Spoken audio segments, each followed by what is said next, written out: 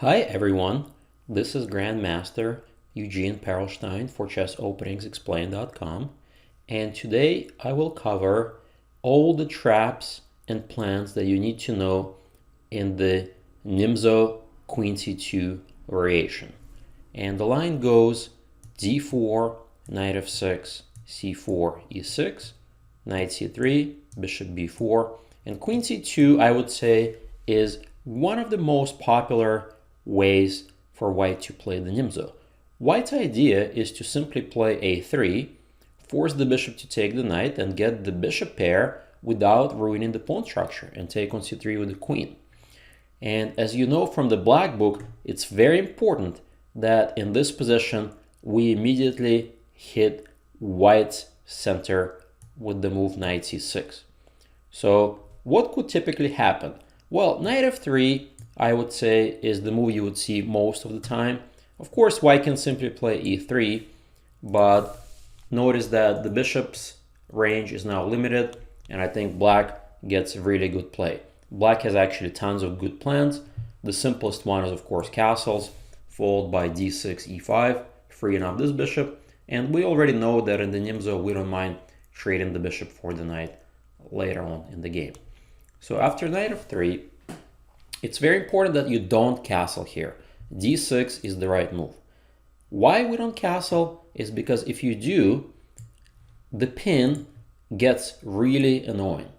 Now, after a typical way of breaking the pin with h6 and g5, your king is way too exposed, and white can of course try to sack the knight on g5, but even after a simple move like bishop g3 and h4, I don't like your king on g8 here.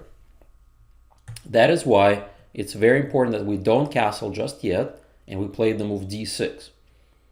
So this is the first important trap that you have to know.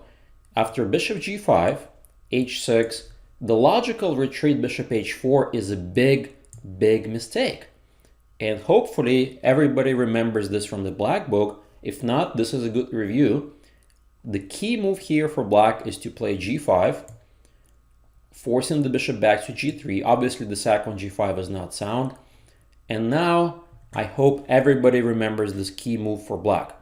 If not, try to pause the video and see if you can figure it out. And the move here is very simple forcing move. g4, hitting the knight. And notice that the knight is the only defender of the d-pawn. And now white has to give up the pawn. If knight h4, knight takes d4, hitting the queen. And there is another trap hidden within this position as well. After queen a4 check, it looks as though white is doing a typical double attack, right? He's going to win the bishop. But you actually invite him to win the bishop and say, please, go ahead, have some snack. Well, queen takes bishop runs into very simple tactic. Everybody sees this probably instantly. It's the well-known family fork. King, queen, and rook are all under attack, and white is already lost the game. Now, I cannot underscore this enough. This is a very important tactic, and in general, very important trap to remember in the Nimzo Queen C2, because you can win a lot of games that way. And if we go back, there's really not a good square for the queen. If you play queen d3, well, we can simply protect the knight. For instance, e5 looks good. Other moves are probably just as good. And not only is black up a pawn, black actually could castle queenside at the right moment. For instance, bishop could go to e6, queen to d7, you can castle queenside, and these guys are also out of the game. So this is a sample line. Now, what if white gets a little aggressive and plays d5, sort of counterattack? In that case, there is absolutely nothing to worry about. You simply take on d5, pawn takes, and guess what? The whole point of the Nimzo is this pin. Now, very important move, simply knight takes d5. And again, you may wonder, but wait a minute, isn't queen e4 check is really annoying? In reality, it's not. After bishop e6, the knight cannot be taken, obviously, because there is still a pin. This guy is still under attack, and black completes development. Queen's gonna get out next move. Notice there is still tons of pressure here. Black is close to winning once again. So let's quickly review these very important traps in the Nimzo Queen c2. So after the moves d4, knight f6, c4, e6, knight c3, bishop b4, queen c2, we play knight c6, hitting that central pawn. As I mentioned, e3 is nothing to be worried about. The bishop is stuck on c1. You just castle d6, e5 is your plan. And after knight f3, this is the main line, d6, bishop g5, h6, bishop h4 is already a mistake. White really needs to drop the bishop to d2 to avoid the trap. And now we just get a normal Nimzo position. You can play many different plans.